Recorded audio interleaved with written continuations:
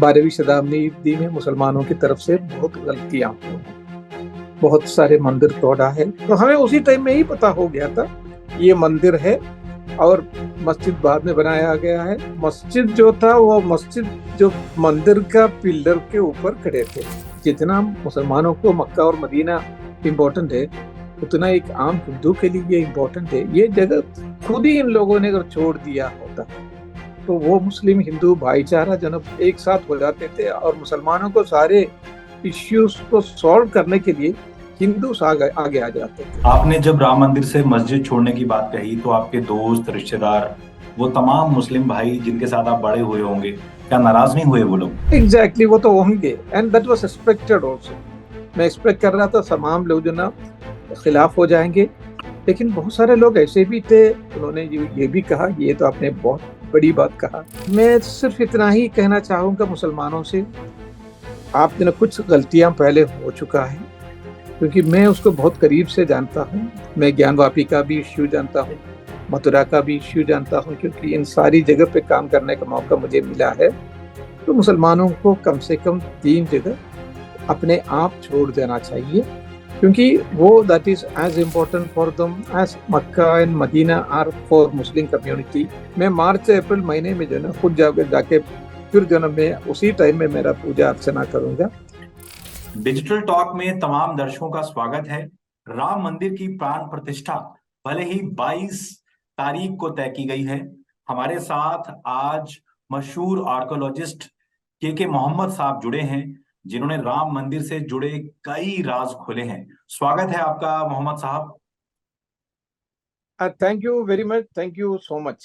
लंबे समय से डिजिटल टॉक के दर्शक जानना चाह रहे थे राम मंदिर से जुड़े वो तमाम राज, वो तमाम खुलासे जो खुदाई के दौरान आपको कई तरह के सबूत अंदर मिले। उसके बाद दुनिया ने जाना कि वाकई ये राम मंदिर ही है, मस्जिद नहीं है। कैसे ये पूरी कहानी स्टार्ट हुई? आप किन निर्देशों पर मंदिर के अंदर गए थे? क्या क्या आपको अंदर मिला था? और सुप्रीम कोर्ट का जब फैसला आया तो उसमें आपका जो खुदाई की थी आपकी टीम ने, उसका कितना अहम रोल था? आपसे जानना चाहेंगे सर। तो जब हम लोग अंदर चले गए तो जाके देखा तो वो मस्जिद जो था वो मस्जिद जो मंदिर का पिलर के ऊपर खड़े थे। तो 12वीं शताब्दी का मंदिर था, वो मंदिर का जो पिलर रीयूज किया हुआ था। तो कैसे पता लगेंगे आपको ये मंदिर है, ये मस्जिद है या गिरजाघर है? उसके लिए हम लोग हमेशा, जो हम लोगों का जो कोर्स है आर्कियोलॉजी का, वो इसी सब चीजों जो ना स्टाइलिस्टिकल डेटिंग कहते हैं हम लोग। स्टाइलिस्टिकल डेटिंग का के हिसाब से ये 12वीं शताब्दी का मंदिर था, उसको बाद में 16वीं शताब्दी में रीयूज किया था। तो उसके नीचे जो मंदिर के जो पिलर के नीचे पूर्ण कलश था। व्हाट इज ए पूर्ण कलश? पूर्ण कलश जो ना उसको एनग्रेविंग किया हुआ था। व्हाट इज ए पूर्ण कलश? पूर्ण कलश जो है ना वन ऑफ द अष्टमंगल चिन्हास है और 8 ऑस्पिशियस सिंबल्स इन हिंदुइज्म। तो वो हम लोगों को पहले वो अष्टमंगल चिन्हास मिले। देन उसके ऊपर जो ना थोड़ा सा देवी देवदास का जो ना प्रतिमाएं थे, दैट वाज आल्सो एनग्रेव्ड, लेकिन उसको डिफेस कर दिया था। So that was the second evidence. उसके बाद जो ना एक्सकेवेशन जब किया तो एक्सकेवेशन में ये पिलर को खड़े रखने के लिए जो ब्रिक प्लेटफॉर्म था, वो ब्रिक प्लेटफॉर्म वहां से मिला। एंड देन कुछ टेराकोटा आइडल्स, जो मिट्टी से बनाया हुआ कुछ आइडल्स थे जो हिंदू टेम्पल से एसोसिएटेड है, वो भी मिले। तो ये 4 एविडेंसेस मिले। तो इसी बेसिस पे professor Lal had come to the conclusion that there was a temple before the mask.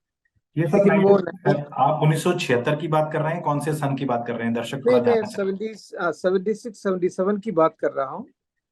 उस जमाने में मंदिर मस्जिद बहुत बड़ा कोई इश्यू नहीं था। इश्यू था लेकिन बहुत बड़ा इश्यू नहीं था।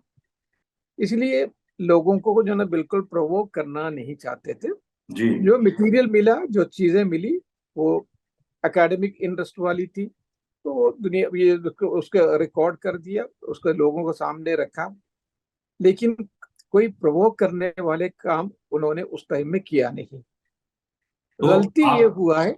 जी, आपको जब खुदाई हुई अंदर, आप टीम के साथ थे, लाल साहब या, की टीम थी, या आपको कब पहली बार लगा ये मस्जिद नहीं मंदिर है, और नहीं, जबरन मैं मस्जिद तो, बनाई? या जी। मैं जैसे अंदर चले गया, जब हम लोगों ने देखा ये अष्टमंगल चिन्ह उसमें है, और मंदिर में कुछ आइडल्स भी जो ना बिल्कुल जो कार्विंग किया हुआ है, तब हम लोग इमीडिएटली पता हो जाते हैं ये मस्जिद का नहीं, क्योंकि मस्जिद में कभी भी जो ना आइडल्स या कार्विंग्स होता नहीं है। अगर थोड़ा सा भी अगर शक है, लोग आज भी जाके देख सकते हैं, कुतुब मीनार के बगल में कुव्वतुल इस्लाम मस्जिद है दिल्ली में, वहां जाके देख लीजिए। वहां जो ना आपको जो ना बहुत सारे जो ना इसी तरीके का इमेजेस आज भी मिलेंगे, 10 15 20 नहीं, इससे ज्यादा मिलेंगे। कोई एविडेंसेस अगर चाहते तो जाके देख सकते हैं। कुछ गलतियां हुआ है, उस गलती को गलती मान लीजिए, और जो भी सुधार आज कर सकते हैं उतना कीजिए। अगर नहीं कर सकते हैं, कम से कम इसको डिफेंड मत कीजिए। तो हमें उसी टाइम में ही पता हो गया था ये मंदिर है, और मस्जिद बाद में बनाया गया है, लेकिन उसको उससे जो है प्रोवोक करना भी नहीं चाहते थे। लेकिन गलती कम्युनिस्ट हिस्टोरियन जो जेएनयू के और अलीगढ़ के इन्हीं लोगों ने किया। इन लोगों ने एक प्रेस स्टेटमेंट दे दिए, and that too in English press में आया कि प्रोफेसर लाल ने वहां एक्सकेवेशन किया। एक्सकेवेशन में उनको मंदिर का कोई भी अवशेष नहीं मिला। उसका मीनिंग ये था कि फिर मुसलमानों को इसको देने की कोई जरूरत नहीं। ये that was a false statement, totally false statement था। आप कह रहे हैं जेएनयू और एएमयू के जो हिस्टोरियन थे, उन्होंने, आपने जब अंदर सर्वे किया, आपकी टीम ने, या, लाल साहब की टीम ने, आपने जो सर्वे किया, आपके या ऊपर सवाल खड़े किए हिस्टोरियंस ने, और हिस्टोरियंस आर्कियोलॉजिस्ट की ऊपर हिस्टोरियन सवाल खड़ा कर रहे हैं कि आपकी या रिपोर्ट गलत है। गलत है करके। जी। तो उसमें क्योंकि फिर जो ना एकदम प्रोफेसर लाल साहब, he had to defend himself. वो सही क्या है उनको बोलना पड़ा, जो सार्वजनिक करना पड़ा। तब तक जो ना सार्वजनिक नहीं थे, सिर्फ एकेडमिशियन के अंदर अंदर थे। तो उन्होंने कहा नहीं नहीं, हम लोगों ने जब एक्सकवेशन किया, हमको मंदिर की कई अवशेष मिला है, और वो अवशेष ये सब है। उसमें पूर्ण कलश भी है, बाकी चीजें भी है। इसके हम्म। बारे में उन्होंने स्टेटमेंट दिया। तो उस टाइम में मैं मद्रास में था। I was deputy superintending archaeologist, Madras में काम कर रहा था आर्कियोलॉजिकल सर्वे ऑफ इंडिया में। उनकी डिफेंस में मैं आया। बहुत सारे लोग जो ना डिफेंस में आना नहीं चाहेंगे, लेकिन मैं खुल के उनके डिफेंस में आया। मैंने ये कहा कि जो ये कम्युनिस्ट हिस्टोरियंस जितने भी, लेफ्ट हिस्टोरियन जितने भी कह रहे हैं, वो टोटली फॉल्स स्टेटमेंट है। Number one, they don't have any domain competence to speak on a purely technical subject, क्योंकि हम्म। ये बिल्कुल टेक्निकल सब्जेक्ट है। इन लोगों में कोई भी आर्कियोलॉजिस्ट नहीं था। इनको आर्कियोलॉजी में कैसे खुदाई करना है इसके बारे में भी नहीं पता था। हम्म। लेकिन ये जो ना बिल्कुल अंग्रेजी अखबारों से जो ना इनका कनेक्शन था, तो उसमें ये गलत जो ना स्टेटमेंट लेके जो ना इन लोगों ने गलत स्टेटमेंट दे दिया। तो मैंने कहा इनको डोमेन कॉम्पिटेंस नहीं था, नंबर वन। नंबर टू, इसमें से कोई भी आर्कियोलॉजिस्ट नहीं है। नंबर थ्री, मैंने ये भी कहा क्योंकि इन लोगों ने एक्सकेवेशन के पीरियड में कभी भी साइट विजिट नहीं किया, साइट देखा तक नहीं है। एक्सकेवेशन होने के बाद भी वहां जाके नहीं देखा।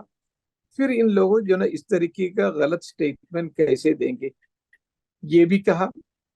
And the third part of my statement was, मैंने ये कहा, एक मुसलमान को जितना मक्का और मदीना इम्पोर्टेंट है, उतना एक आम हिंदू के लिए ये इम्पोर्टेंट है। तो ये पहली बार जब मैंने कहा कि क्योंकि अगर मुसलमान के प्रॉफिट मोहम्मद सल्लल्लाहु अलैहि वसल्लम से अगर कोई एसोसिएशन इस मस्जिद को होता, then Muslim would have a claim. हाँ, उन वो भी ये नहीं कह सकते थे ये प्रॉफिट मोहम्मद से एसोसिएटेड है, तो इसीलिए हम लोग जो है इसको क्लेम कर रहे हैं। या कोई अलिया है, जैसे आपके जो ना अजमेर की अलिया है, या निजामुद्दीन अलिया है, इन लोगों से भी अगर कोई कनेक्शन है, तब भी उनको मुसलमानों को कोई क्लेम होता। ये सिर्फ बाबर से एसोसिएटेड है, और कोई ज्यादा नहीं है। लेकिन एक हिंदू, क्योंकि इधर से उधर हटा नहीं सकते, लेकिन अगर मुसलमान चाहे इस मस्जिद को इधर से दूसरी जगह पे हम लोग ट्रांसप्लांट भी कर सकते हैं।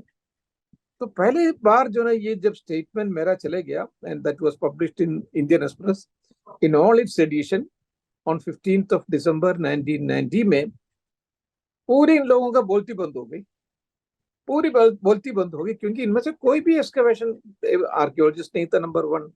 फिर वहां साइट विजिट नहीं किया है, उसके बाद भी साइट नहीं विजिट किया है। तो इस तरीके का गलत जो स्टेटमेंट है, दे वर फुल्ली एक्सपोज्ड।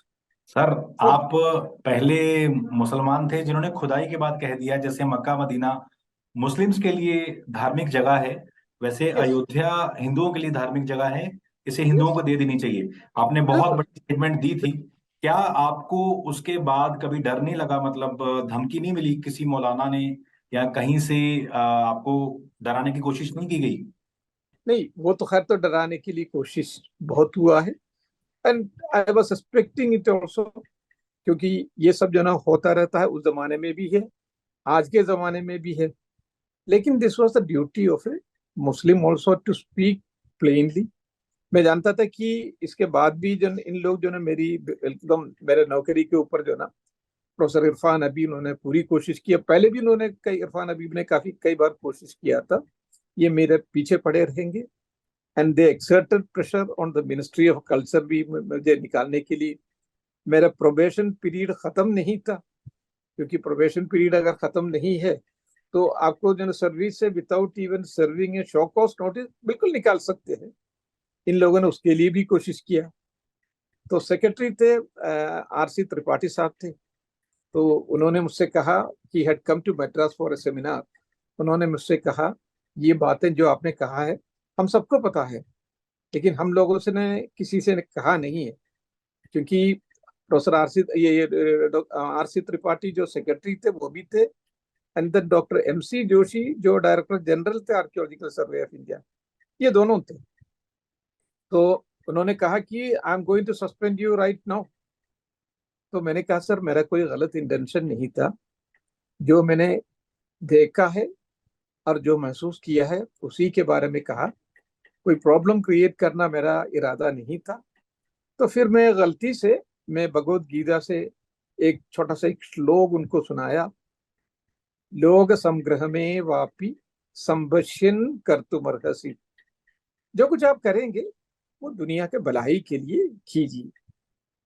तो वो और नाराज हो गए। तो उन्होंने कहा, मैं इलाहाबाद का ब्राह्मण हूँ, तुम मुझे संस्कृत सिखा रहे हो, मैं तुम्हें अभी इसी वक्त सस्पेंड करूंगा। तो उसमें जोशी साहब ने भी ज्वाइन किया, कि वॉज द डायरेक्टर जनरल। उन्होंने कहा, हाँ अभी अभी इसी वक्त जो सस्पेंड करूंगा तुम्हें, तुम कैसे बोल दिया इस तरह, you are a government servant. अच्छा, उन लोगों का कहना बिल्कुल सही था, I am a government servant, मैं इस तरीके का बात जो ना वेरी सेंसिटिव इश्यू में बात नहीं कर सकता है। तो उसमें फिर मैंने फिर बताया, सर अब आप जो एक कुछ एक्शन। आज आपको लगता है कि आपने जो किया एक सच्चा भारतीय होता, आपने ये नहीं देखा आप हिंदू हैं या मुसलमान हैं, आपने किसी कट्टरपंथी की धमकी से नहीं डरे। इनफैक्ट आपके जो सीनियर्स रहे, जो भी आप नाम ले रहे हैं अभी, उनके ऊपर आपको लगता है किसी तरह का कोई प्रेशर रहा होगा गवर्नमेंट का, कि इस रिपोर्ट को बाहर ना लाया जाए या दबाया जाए या दोबारा सर्वे किया जाए? इस पे कुछ जानकारी दीजिए। नहीं, ये असल में जो ना कोई भी गवर्नमेंट बोल नहीं सकते, जी। किसी को बोलना भी नहीं चाहिए, that is the service rule है। सर्विस रूल है, तो उनकी इन लोगों की गलती नहीं, इन लोगों ने बिल्कुल सही कहा। तो उन्होंने कहा कि मैं इसी वक्त मैं सस्पेंड करूंगा, दोबारा इन्होंने रिपीट किया। तो उसमें मैंने कहा, सर मैंने अपना धर्म किया है, स्वधर्मे निधनम श्रेय। हाँ, मैं अपने वक्त से धर्म निभाया है, उसके लिए even death is also welcome. अगर मौत भी है तो वो भी जो ना बिल्कुल स्वागत है। जब मैंने ये कहा तो बिल्कुल एकदम जो ना वो मुझसे कहा, बिल्कुल ही was a completely changed person. उन्होंने कहा, well mister Mohammad, you have done the right thing, it should have been spoken by an archaeologist, you are an archaeologist, hmm. It should have been spoken by a Muslim archaeologist and you are a Muslim archaeologist. लेकिन तुम्हारे ऊपर action लेने के लिए मैं मजबूर हूँ, मेरे ऊपर बहुत ज्यादा प्रेशर है। तो मैंने कहा, सर आप एक्शन ले लीजिए। लेकिन उस समय वहाँ एक बहुत बड़ा आईएएस ऑफिसर था, हम्म। आई महादेवन उनका नाम था, आई रावदम महादेवन कहते, बड़ा स्कॉलर भी था and he was a top IAS officer भी था वहां के उस जमाने में, one of the top persons in Madras. And then some of the professors from this one Madras university, उन लोगों ने सब इंटरव्यू किया। Then my punishment was reduced, suspend नहीं किया, उन्होंने कहा कि he should be transferred from Madras circle to Goa circle. तो ओके। बहुत ज्यादा जो ना, हाँ, कोई एक्शन नहीं हुआ, क्योंकि कम्युनिस्ट ग्रुप जो ना सेलिब्रेट नहीं कर पाए, क्योंकि वो सेलिब्रेट करने का मूड में थे, भाई ये इसी दिन सस्पेंड हो जाएंगे और जो ना फिर हम लोग सेलिब्रेट करेंगे, वो सेलिब्रेशन नहीं हो पाया। तो that was the first excavation at Ayodhya. अच्छा, मैंने एक जगह पढ़ा कि आपने कहा कि मुसलमानों को पहले ही मस्जिद छोड़ देनी चाहिए थी, इससे देश का भाईचारा आज और अच्छा होता। यानी आज भारत में जो जिस तहजीब की बात की जाती है, गंगी जमनी तहजीब, वो और ज्यादा स्ट्रांग होती। इतना अगर पहले ही इस चीज को मान लिया जाता, कोर्ट कचहरियों कितने साल ये मामला ना लंबित होता, तो आपका कहना था कि पहले ही मान लेना चाहिए था। तो आप ये किस मतलब आधार पर कहते रहे? देखिए, that was a golden opportunity for the Muslim community. मुसलमानों को ये मानना चाहिए। I am a history student, I am an archaeology student, मैं जानता हूँ 12वीं शताब्दी में मुसलमानों की तरफ से बहुत गलतियां हुआ है, बहुत सारे मंदिर तोड़ा है, मैसाकर हुआ है। That was a different century, जिसके लिए आज के मुसलमान रिस्पॉन्सिबल नहीं है। ये भी हिंदुओं को जो ना मानना पड़ेगा, आज के मुसलमान रिस्पॉन्सिबल नहीं है। लेकिन अगर आजकल का मुसलमान उन गलतियों को डिफेंड करेंगे, तो मैं कहूंगा वो मुसलमान रिस्पॉन्सिबल भी होगा। तो this was a golden opportunity. जितना मुसलमानों को मक्का और मदीना इम्पोर्टेंट है, उतना एक आम हिंदू के लिए ये इम्पोर्टेंट है। ये जगह खुद ही इन लोगों ने अगर छोड़ दिया होता, तो वो मुस्लिम हिंदू भाईचारा जो ना बहुत बहुत ज्यादा जो ना, आज जो ना बहुत ज्यादा जो ना वो एक साथ हो जाते थे, और मुसलमानों को सारे इश्यूज को सॉल्व करने के लिए हिंदू आगे आगे आ जाते थे। लेकिन आज जो इतना बड़ा काई है दोनों में, मुसलमानों में और हिंदू में, हम्म। जिसकी मैं जो ना समझता हूँ कि उसको लिए रिस्पॉन्सिबल ये मुस्लिम से, and that too Muslim leadership में बहुत सारे लोग जो ना उसके लिए देने के लिए तैयार भी थे। क्योंकि मैं उस जमाने में अलीगढ़ मुस्लिम यूनिवर्सिटी में था, तो मुझे मालूम है मुस्लिम मेंटालिटी तक वो ये चाह रहे थे कि इसको जो ना देख के खत्म करे वो मुसलमान।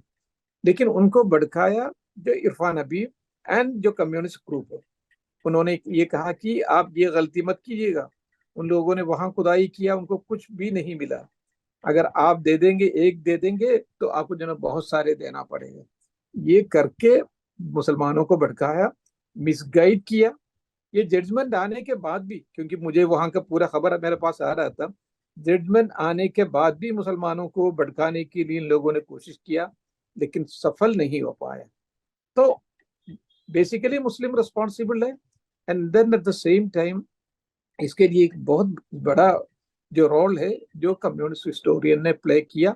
अगर नहीं किया होता, it would not have come to this and.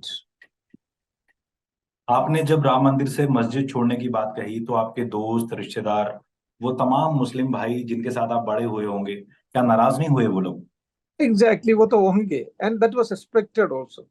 मैं एक्सपेक्ट कर रहा था तमाम लोग जो ना खिलाफ हो जाएंगे। लेकिन बहुत सारे लोग ऐसे भी थे, उन्होंने ये भी कहा, ये तो आपने बहुत बड़ी बात कहा और हम्म। अच्छी बात कहा, क्योंकि कुछ गलतियां हुआ, लोगों ने माना भी है कुछ गलतियां हुआ है, उसको हम लोगों को डिफेंड करने की जरूरत नहीं। वो कुछ अफगानिस्तान से जो मुस्लिम नामधारी जो आए थे, उन लोगों ने गलतियां किया है, उसको जो ना हम लोगों को डिफेंड करने का कोई जरूरत नहीं। तो तमाम बहुत सारे जो ना 75% मुखालिफ होंगे, लेकिन जो ना कुछ लोग जो ना सपोर्ट करने वाले भी थे। जब राम मंदिर पर सुप्रीम कोर्ट का फैसला आया, तो आपने इस फैसले को कैसे देखा? कहीं मैंने पढ़ा था कि आप काफी सरप्राइज हुए इस फैसले के आई, बाद। यस यस यस, बिल्कुल।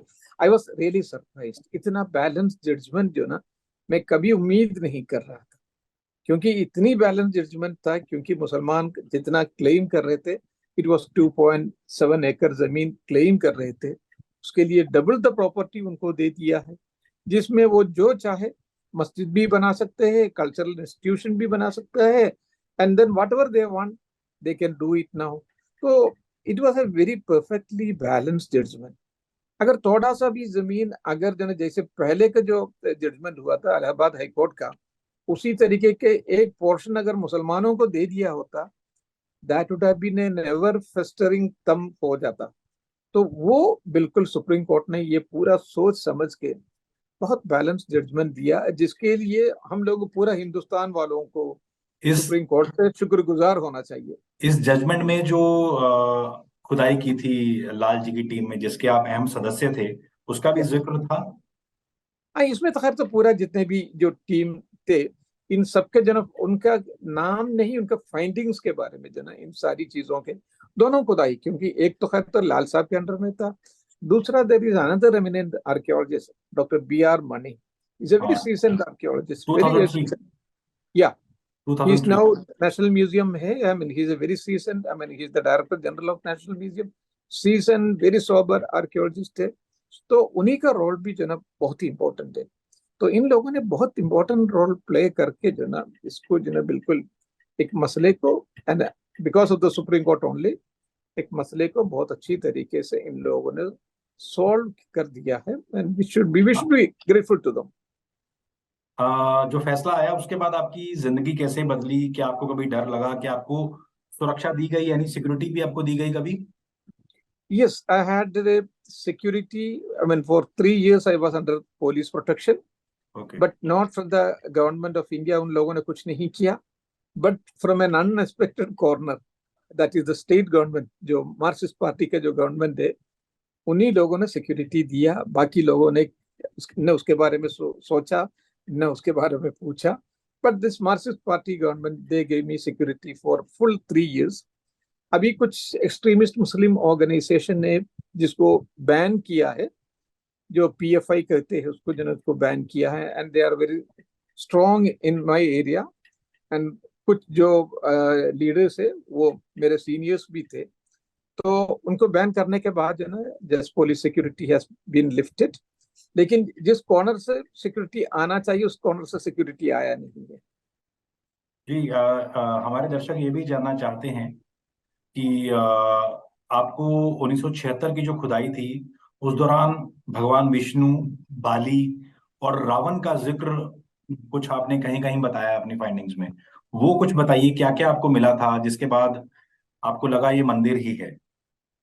That was A this one, एक विष्णु हरि शिला फलक, वो हमारे एक्सकेवेशन में नहीं, लेकिन जब मस्जिद जो तोड़ा था 1992 में जो डिमोलिशन किया है, उसमें एक बहुत बड़ा इंस्क्रिप्शन मिला, and that was a very crucial point, this one inscription also, in which it is said that this temple is dedicated to that Mahavishnu who has killed Bali. So who has killed Bali? Prabhu Sri Ram ji. And again it says who has killed 10-headed person.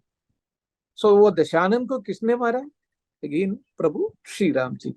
So it was a 20 line का एक बहुत बड़ा inscription था, and that was in Devanagari script, and that belongs to 12th century. तो वो inscription जो है ना, and that was a convincing evidence.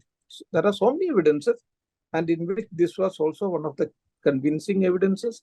And more than 263 मिट्टी का प्रतिमाएं मिली है, उसमें से एक भी मस्जिद से एसोसिएटेड नहीं है, वो सारी की सारी चीजें जो ना मंदिर से एसोसिएटेड है। तो मुसलमानों को एक बहुत अच्छा गोल्डन अपॉर्चुनिटीज था, तो मुसलमानों को यूज करना चाहिए था, लेकिन वो होने नहीं दिया दिस कम्युनिस्ट हिस्टोरियंस। क्या आपके दिल में कभी ये मलाल हुआ कि कभी आपने अपने कार्य को बहुत ईमानदारी से किया, कभी धर्म नहीं देखा, आप एक भारतीय की तरह आगे बढ़ते रहे, तमाम तरह के प्रेशर आपके ऊपर डाले गए, आपके सीनियर्स के ऊपर डाले गए रिपोर्ट्स को दबाने के, लेकिन कभी कोई अवार्ड आपको दिया गया किसी सरकार के द्वारा? नहीं, अवार्ड जो ना इसके बारे में नहीं, क्योंकि ये कोई ऐसी चीज नहीं है क्योंकि जिसमें मुझे कोई अवार्ड दे दिया जाए, लेकिन मुझे मोर देन 6 नेशनल अवार्ड जो मिला है, and that was during the Congress period. वो जैसे सांची स्तूपा के लिए मिला है, कुतुब मीनार के लिए मिला है, लाल किले के लिए मिला है, हुमायूं टॉम्ब के लिए मिला है। That was all during the Congress period. फिर पब्लिक अवार्ड में मिला है, CNN IBN मिला है, because in I was running a number of along with my conservation programme. मैं स्लम बच्चों के लिए स्कूल भी चलाता था, क्योंकि ये माइग्रेंट लेबरर है, इनको कभी भी मौका नहीं मिलता है, पढ़ने का मौका नहीं मिल पाते हैं।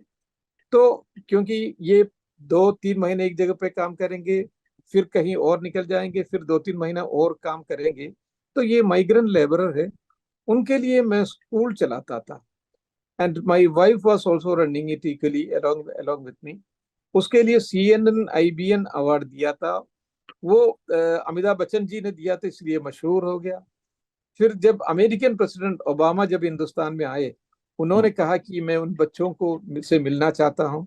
तो इन सब चीजों के लिए मुझे बहुत अवार्ड मिला।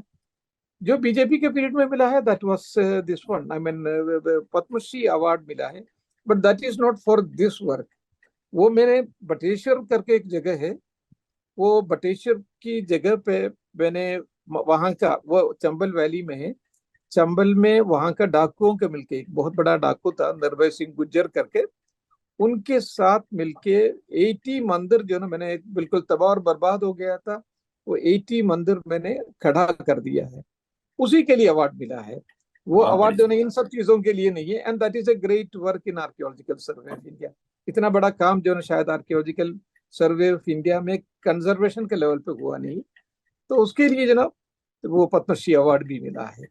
अगर आपको प्राण प्रतिष्ठा का मौका मिले, न्योता मिले 22 जनवरी को, तो आप अयोध्या के मंदिर जाना चाहेंगे?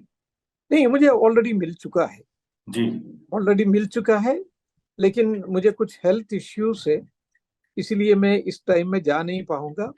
मैं मार्च अप्रैल में दरअसल, इसके बाद से तब ये मेरा हेल्थ इश्यू सॉल्व होने के बाद जो ना, ये सर मैं खुद सवाल दोबारा जाऊंगा करूंगा। अगर आपको और पूजा हमें खबर अर्चना मिली है करूंगा। कि आपको प्राण प्रतिष्ठा जो राम मंदिर की 22 जनवरी को हो रही है, आपको उसका न्योता दिया गया है, तो हाँ, आप यस, मिला है। जी। हाँ, मिला है, लेकिन जो ना इस वक्त जो ना because of the health issues में जा नहीं रहा हूँ। मैं मार्च से अप्रैल महीने में जो ना खुद जाकर जाके फिर जो ना मैं उसी टाइम में मेरा पूजा अर्चना करूंगा। लेकिन तब तक जो ना थोड़ा सा हेल्थ इश्यूज जो ना सॉल्व होना चाहिए, उसके बाद ही जा पाऊंगा। जी। और सर कुछ आप साझा करना चाहें, देश का भाईचारा बना रहे, आपने जो कि बिना डरे बिना झुके काम किया है, उन तमाम सरकारी अधिकारियों से आप कोई मैसेज देना चाहें? मैं सिर्फ इतना ही कहना चाहूंगा मुसलमानों से, आप जो ना कुछ गलतियां पहले हो चुका है, क्योंकि मैं उसको बहुत करीब से जानता हूँ।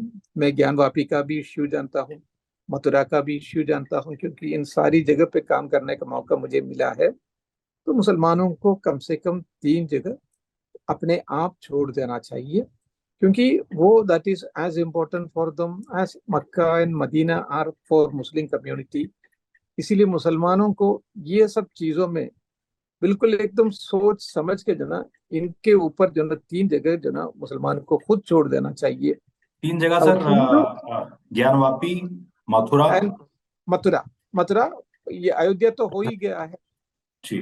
तो इन तीनों को मुसलमानों को छोड़ देना चाहिए। हिंदूज को इन तीनों के अलावा जो ना आगे बढ़ना भी नहीं चाहिए, क्योंकि उनका जो लंबी लिस्ट है वो सब लेके नहीं आना चाहिए। हम्म। मुसलमानों को ये दोनों और जगह जो ना छोड़ भी देना चाहिए, ताकि जो ना एक यूनाइटेड इंडिया बनाए हम लोग जो ना, क्योंकि आजकल मैं जानता हूँ मुसलमानों का और हिंदुओं का जो ना खाइयाँ बहुत ज्यादा बढ़ गई है, खासतौर नॉर्थ इंडिया में। उसको हम लोगों को एकदम जो ना एक साथ लाना चाहिए। इसको आगे जो ना ये काई को जो ना और दूर नहीं करना चाहिए। तो मुसलमानों को और हिंदुओं को दोनों एक साथ करके let us make a united and मजबूत India. That is what we have to do. बहुत अच्छी बातें की आपने के मोहम्मद साहब। आज हमारे साथ जुड़े लंबे अरसे से डिजिटल टॉक के दर्शक जो हैं, के मोहम्मद साहब से मिलना चाह रहे थे, क्योंकि जैसी वो भारतीय बातें कर रहे हैं, बातें दिखाती हैं कि वो एक सच्चे भारतीय हैं। बिना किसी डर के वो तमाम सबूत आगे रखते रहे, भले उनके बड़े बड़े अधिकारी दबाव डालते थे, लेकिन वो बिना डरे बिना झुके आगे बढ़े। और इनकी कहानी से कई जीते जागते उदाहरण हम लोगों को सीखने को मिलते हैं कि हमेशा जिंदगी में ईमानदारी से अगर आप चलेंगे तो आपका कोई बाल भी बांका नहीं कर सकता। बहुत बहुत शुक्रिया के मोहम्मद साहब। उम्मीद करते हैं डिजिटल टॉक का ये एपिसोड आपको पसंद आया होगा। अगर पसंद आए तो कमेंट्स जरूर करिएगा, और क्या क्या इस एपिसोड में आपको अच्छा लगा वो जरूर बताइएगा। और अगला एपिसोड आप किनके साथ इंटरव्यू देखना चाहते हैं जरूर बताइएगा, क्योंकि लाखों दर्शकों ने पिछले हमारे एपिसोड्स को देखा है। हम बिल्कुल सच दिखाने की कोशिश करते हैं आपको, बिना लाग लपेट के। उम्मीद करते हैं ये शो आपको पसंद आया होगा। बहुत बहुत शुक्रिया। Thank you so much, thank you, बहुत अच्छा।